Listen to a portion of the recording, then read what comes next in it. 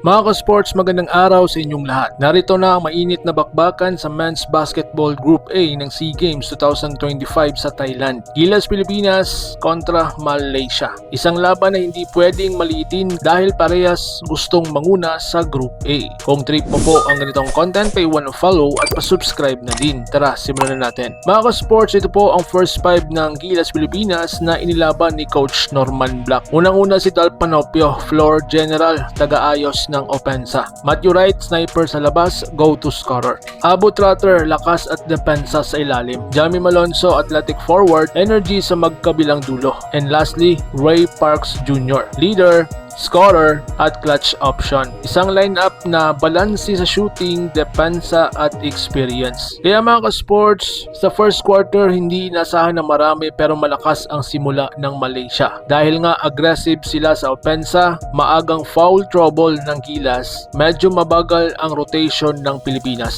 Habang pinipilit na hinanap ng Gilas ang kanilang ritmo, sinamantala ng Malaysia ang pagkakataon. Fast break, second chance points at confidence shots. Nagtapos ang first quarter mga ka-sports sa score na 22-16. 22 po ang Malaysia, 16 po ang Pilipinas. Kaya mga ka-sports, maagang mensahe ng Malaysia na hindi kami basta-basta.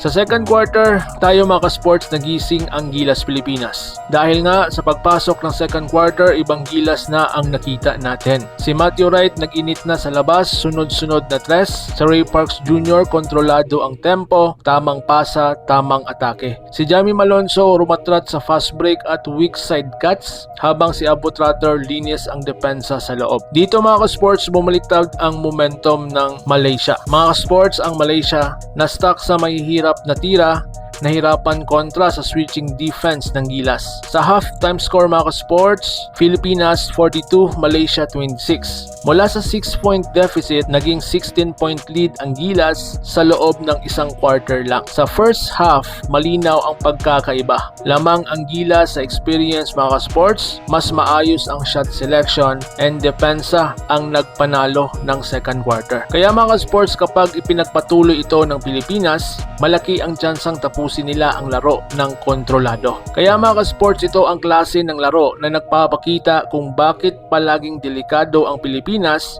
kapag nag-init na. Kaya mga ka-sports, kaya bang tuluyang tapusin ng Gilas ang Malaysia? Sino para sa iyo ang MVP ng first half? Comment nyo lang sa ibaba at babasahin ko yan. Like, subscribe at share para updated po kayo mga ka-sports sa ating mga uploads. Laban Pilipinas, puso, so paano? Ingat po kayo.